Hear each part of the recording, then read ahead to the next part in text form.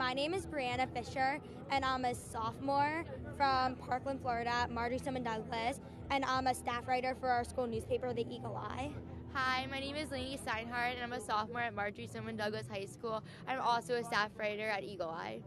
I'm Zoe Gordon. I'm a sophomore at Marjory Stoneman Douglas. I'm 15 years old, and I'm also a staff writer for the Eagle Eye magazine. So Zoe, let's start with you on that terrible day, unbelievably enough, Valentine's Day, February 14th, the massacre at your school.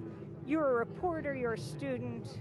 Talk about where you were, your feelings, and your thoughts as a journalist. Yeah, that was a really hard day, and it took me a couple weeks to kind of, I don't know, just feel like a little uplifted again.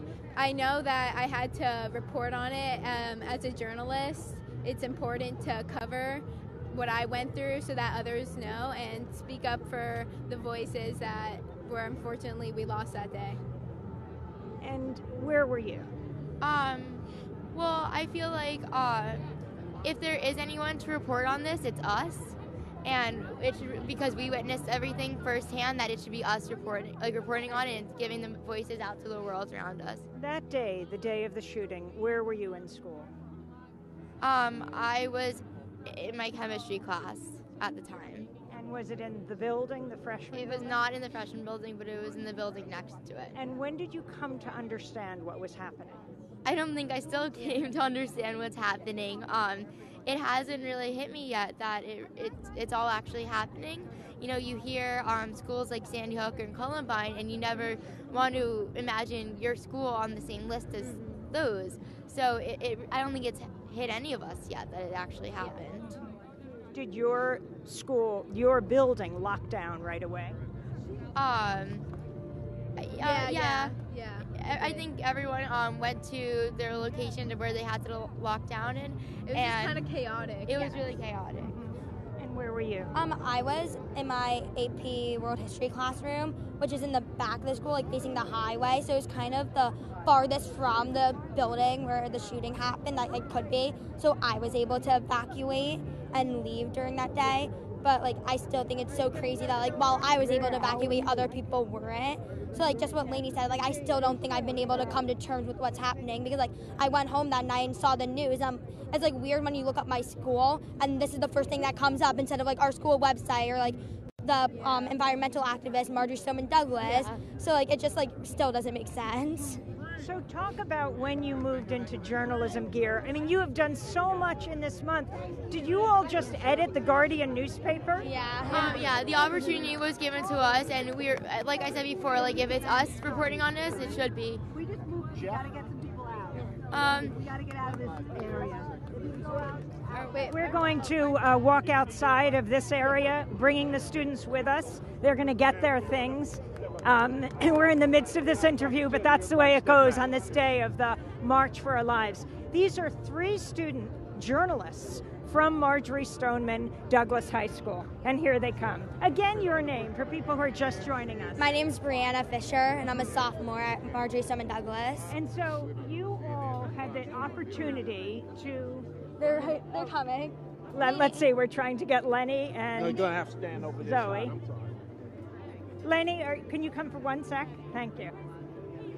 Just for 1 sec. For 1 sec? Okay, thank you. From the gate, we're stopping at the walkway here. Okay. So you were talking about editing the Guardian newspaper. What does this mean for you? You're a sophomore and you're... Oh, I'm also a sophomore. I mean, it's an amazing opportunity. They're amazing. They're an amazing publication, and I think it was really an honor to work alongside them through this and really show us the true side of journalism. It's great that they're letting us use their platform and to let us speak out and share our voices, so that's not just Parkland, Florida who hears this, and that's the rest of the world. Now, what sign are you carrying, Zoe, on this day? I made a sign that has front and back. Read it to us. It says, on February 14th, I should have been studying for world history. Instead, I was praying that the shooter wouldn't come into my classroom next. And it's kind of impactful. And the other side says, here's an equation for you, love over guns. And then it says, books over bullets, number 2 pencils over AR-15s, and A's over PTSD.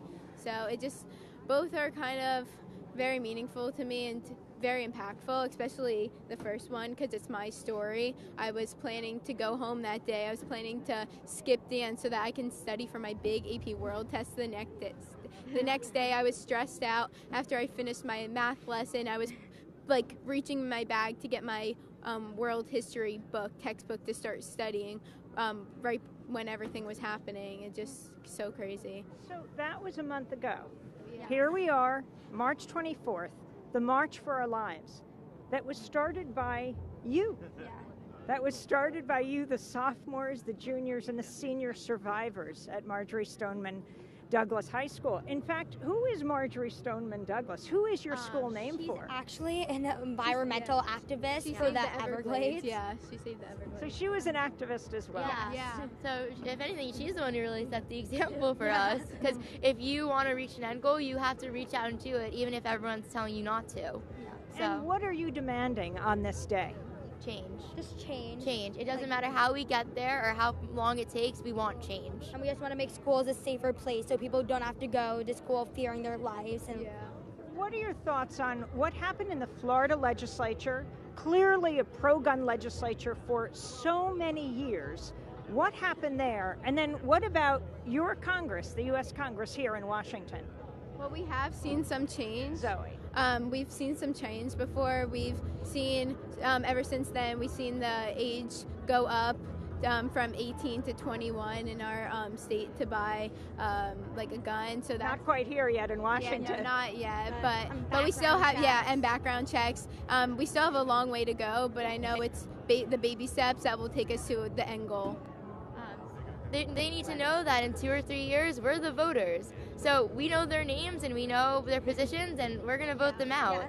So they need to know that. Are you considering running yourself? Oh, gosh, no, I'm going to head down the journalism route. Brianna? I want to go more in a career of like politics and like I want to become a criminal prosecutor. But I don't know if I would see myself in the Senate, but definitely have some influence and make sure that we can have change. And your thoughts on the shooter today? We don't like to discuss him. Yeah, he doesn't deserve any more media attention or any attention at all. And what you're demanding of Congress right now, here in Washington, D.C., and the President of the United States, one of the things he said, President Trump has called for the arming of teachers. Your thoughts? No, I do not like that at all. That's smart at all. The whole point of this is to take guns, like to take these To dangerous limit weapons guns. and to limit guns. And I'm not going to be safe in an environment where there's more guns. And There's just so many logistical things that don't make sense. Yeah. Like if there was a shooter but a gun's locked up in a safe in a closet, there wouldn't be time to go get it. So that's pointless. Yeah. And then it just- where are they going to get funding for it? Like Yeah, it's just like adding fire to fire. It's not going to make any change. Why would you put more guns into a situation when we're trying to get rid of them? It just, what happens if the teacher's crazy? doesn't make sense. It's like it's not practical at all, and they don't have the fundings for it either. They can't. Last year they couldn't give us paper for 2 weeks. How are they supposed to give each teacher a gun? It doesn't make sense. You'll be marching at the front of this rally today and speaking on the stage. What's happening at the end with 17 people standing up? Oh, we don't know much. not about that. sure actually. We're gonna be in the Douglas section because for our newspaper we're also reporting, so we're gonna be interviewing people and talking to the people who are speaking and the celebrities. So we're not sure the physical plan of the march, but we're just gonna be right in the front the whole time, experiencing everything. alongside our fellow classmates in faculty. And then you head back to Florida tomorrow Yeah. Tonight. Tonight. Yeah. Right after the march. Yeah. to go back to school on Monday. No, we actually have spring break. Spring break. This week. Yeah. Much needed. And finally, what was it like to return to school after the mass shooting? It actually felt somewhat nice to come back to school because you saw all this love from the outpouring of love from the entire country, not just local schools, but from literally every single one. So I just love seeing my teachers again, and it's, even though it's hard going to classes where some of my classmates that unfortunately didn't make it out they were in that class, it was hard, but it was just so nice seeing the ones that were there and seeing them alive. I needed it because I needed to go to school and make sure that my teachers were okay and my fellow classmates were okay, because there's so much that we can do, and I just needed to care for them. And then even though it's not going to be normal anymore, I just needed that sense of normality of going to school and seeing everyone and being able to get work to take my mind off of things. And you know, we really had to rip the Band-Aid off, because if we didn't go back then, when would we have gone back? We had to start somewhere, and it's all just baby steps, and eventually we'll have our new normal back. And I finally wanted to ask you, as journalists, here you're covering gun violence. So often it has been raised that when there is gun violence in a mainly white community, it gets a lot more attention than in communities of color. More children of color are killed by guns proportionately than certainly any other group. Your thoughts on this and how you cover this, Zoe? That's as a part of the Eagle Eye, we're actually trying to get more people from the Black Lives Movement to raise their voices on this too, so that everyone has a voice. It's not just about our community, but it's about others that are impacted by this. So we're really just trying to give everyone a voice here.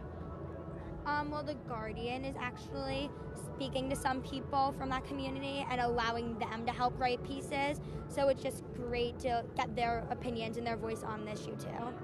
This is a platform for anyone, and I feel like if anyone wants to voice their voice and anyone wants to speak about this, it touches everyone and affects everyone in their own way. So it's a platform for everyone.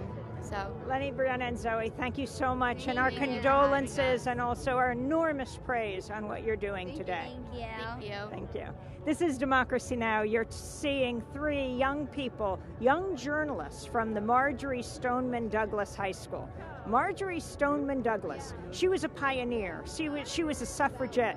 She was one of the women who helped save the key figure in saving the Everglades. That's who their school is named after. This is Democracy Now! I'm Amy Goodman, broadcasting from the March for Our Lives, Washington, D.C. 800 sibling marches all over the country.